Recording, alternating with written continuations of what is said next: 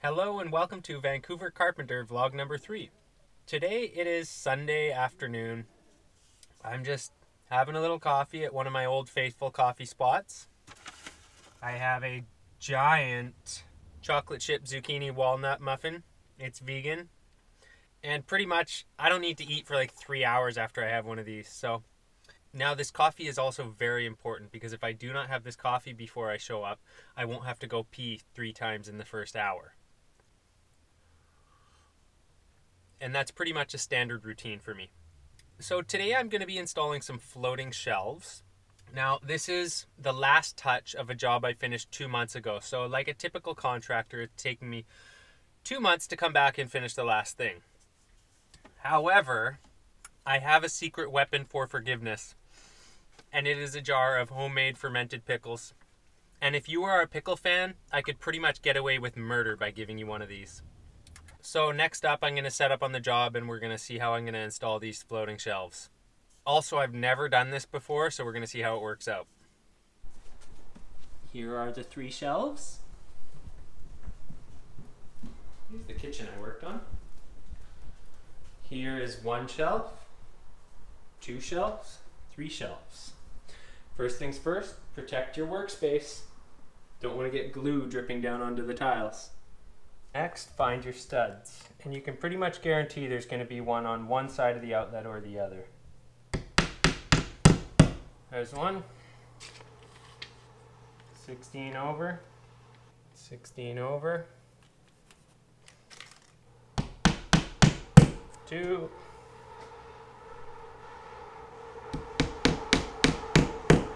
Yeah.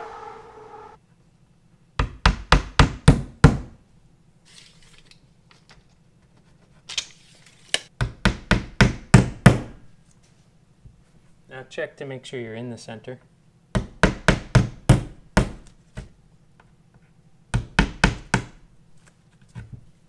Yep, that's pretty good.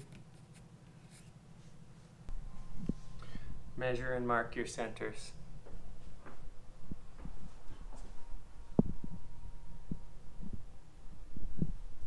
Measure out your centers where you can see them instead of walking away and doing it where you'll forget.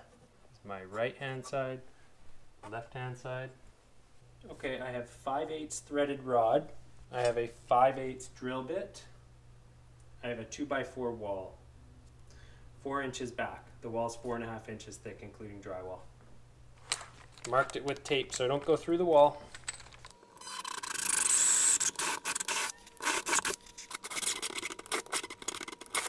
I am hitting something that's causing it to snag on this new bit. So I have to ream it out with a 1/2 inch instead.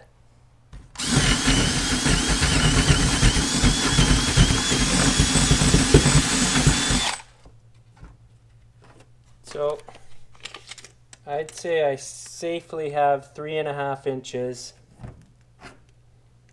of rod I can get into the wall. And I want 6 inches of these rod to go into the shelf. So I'm going to cut these at 9.5 inches.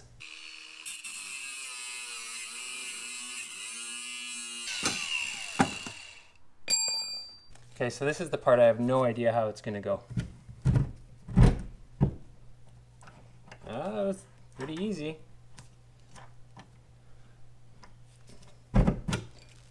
Actually a bit too easy. I'm going to throw some glue in this hole. PL Premium is my construction adhesive of choice.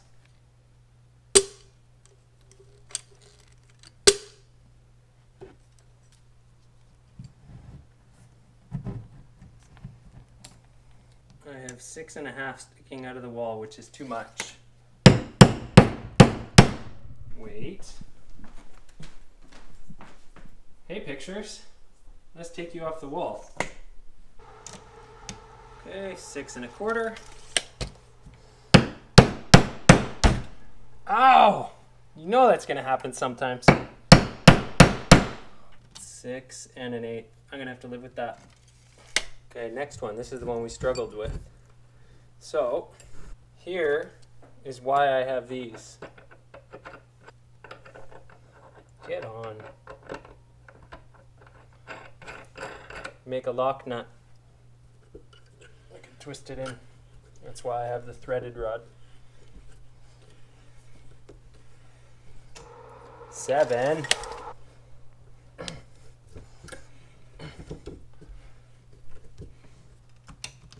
6 1/4. Okay. 6. Good stuff. Now here comes the part that I'm terrified of. I have a 3/4 inch drill bit. I have 1.5 inch shelves. So that means that I have exactly 3/8 on either side if I drill a perfect hole. So there's not much room for error. And I got a 3/4 inch drill bit for 5/8 rod because there's no way you're going to make it line up perfectly. So I know that from experience to drill a bigger hole, and hopefully it'll go on.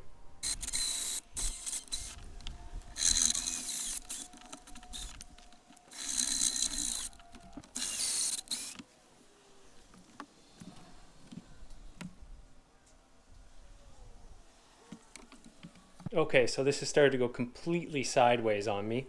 I'm not able to get 6 inches into the shelves. I almost drilled out the side of it. I saw it just starting to bulge and I had to stop. So I've cut these a bunch shorter, and I'm gonna load up these holes with glue. Like really fill it up.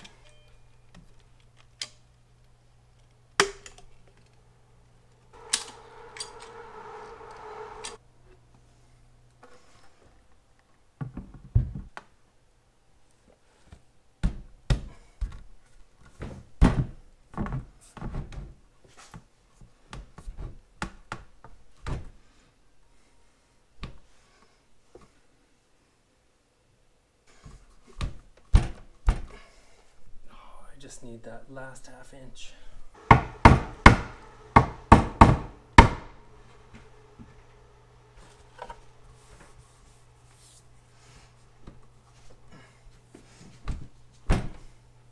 So it went so sideways there, I actually had to put the camera down and just do the job. So sorry I wasn't able to make a great tutorial, but it wasn't going well anyways.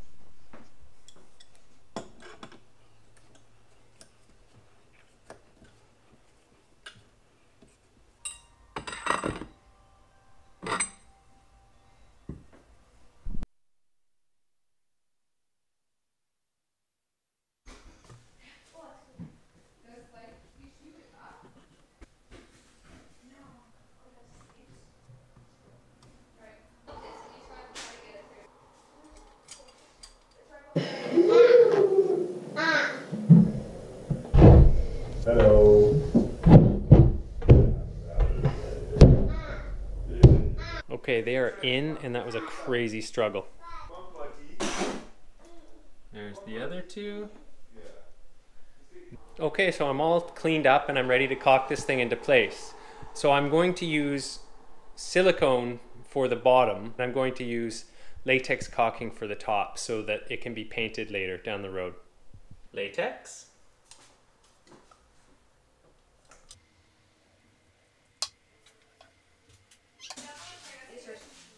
What do you say?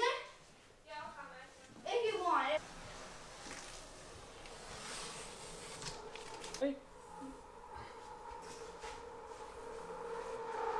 Knocks down the edge left by the tape. 5:45. I got here at 12 and I had a couple hours of running around getting materials, picking up tools, getting ready for this job. So that's almost 8 hours that this job ate up out of my day. But let's take a look. So they are in, it's caulked to the wall. There's no caulking smeared onto this because I taped it off. So when it gets painted again, do a nice cut line, it'll look great. There we are. There we are. This one's done. And I can walk out of here. So this is the kitchen that I was doing this spring. It's an IKEA kitchen. And I think she did a great job picking things for it. So here we are, ready to walk out. All done. Okay, let's finish this off with another annoying in my van shot. So how this went today is it really brought to mind the phrase, no man is so useless to at least not serve as an example of what not to do. There's quite a few things I can take away from how today went. First off, trying to fit 5/8 threaded rod into 3/4 inch holes in 1.5 inch thick shelves was way too risky. On the first hole, I almost blew through, and I could feel it bubbling on the side. So it was just getting ready to burst through. And it was at that point I knew I had to completely change my plan, go and get 1/2 inch rod, go and use a 5/8 bit, and also shorten it. I tried to get 6 inches into the shelf. I ended up only doing 5 inches. I had to change which drill bits I was using. I was originally using an auger bit. I changed up to a spade bit on my impact. And I managed to pull it off. But honestly, like, when I started to notice it was about to go through one of the sides, I just about lost it. I was thinking, oh God, here goes the whole day. I've ruined this piece.